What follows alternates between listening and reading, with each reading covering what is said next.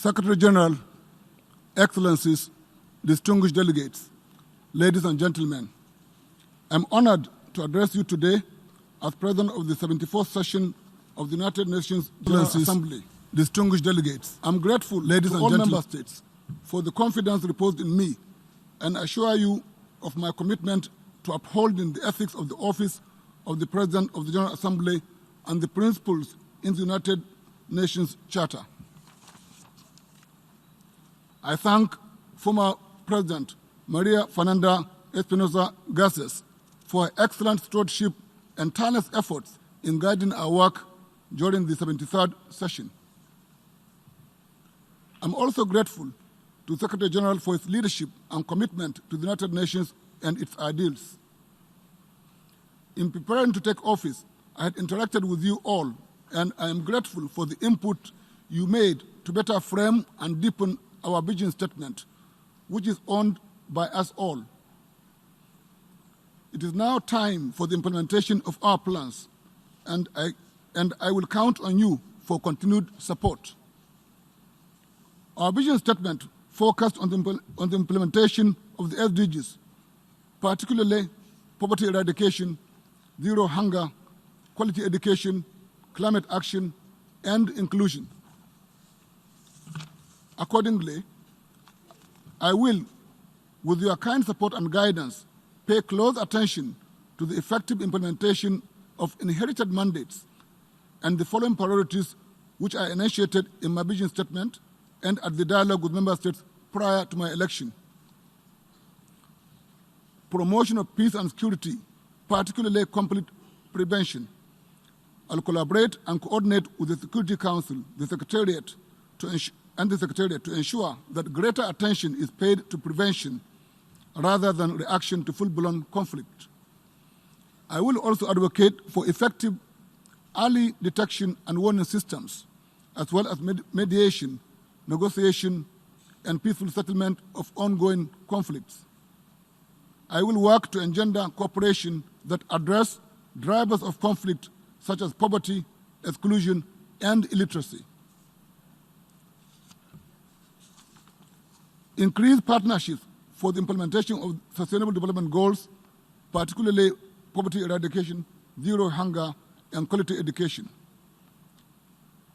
During this session, I urge all member states to share their experiences on poverty eradication, especially on how improved social protection systems can benefit vulnerable people who are most affected by poverty.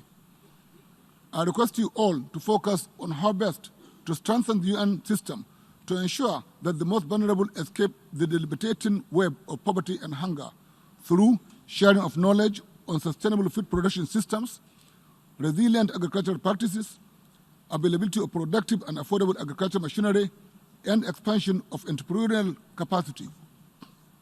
Number 3, quality education is important, and the fact that no nation can develop past its educational capacity, particularly that of its teachers, means we must work to ensure that member states can partner on teacher training, access to free and quality primary and secondary education, among others.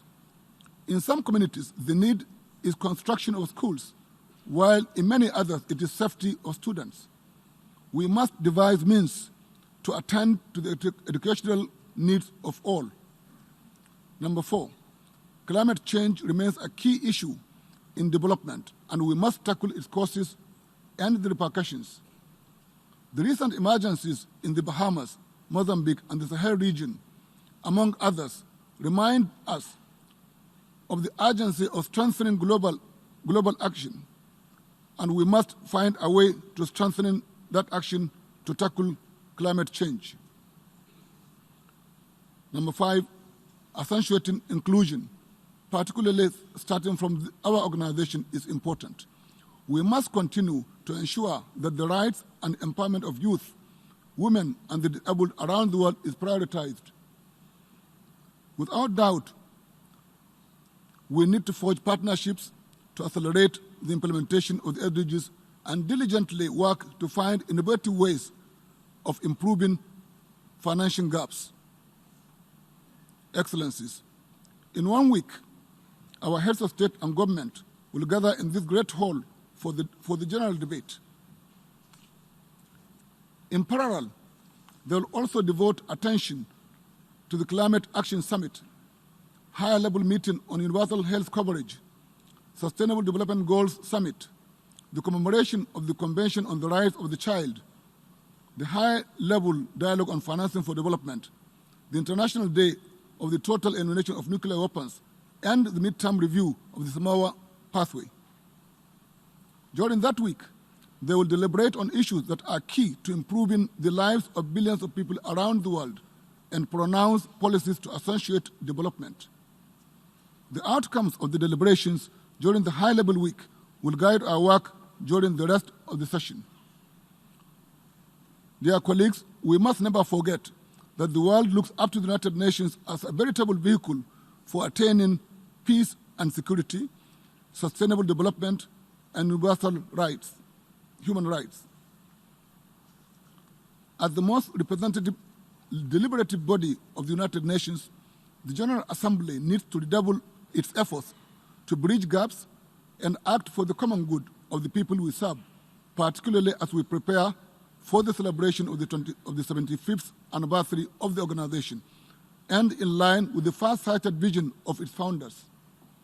We must build trust with one another, deepen partnerships, and show empathy. This is the only way to resolve the many challenges that confront us. We will have to strive together to deliver for all. In conclusion, dear colleagues, I wish to reiterate that the Office of the President of the General Assembly for its 74th session will work closely with the President of the Security Council, President of ECOSOC, and the Secretary General to better ensure success in achieving our shared goals. Though I am cognizant of the competing demands that will burden you during this period and beyond, I will continue to knock on your doors and count on your support to make this session a productive, even pleasant one.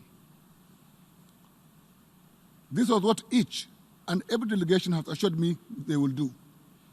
I am thus most assured that we will achieve much during this session. I thank you.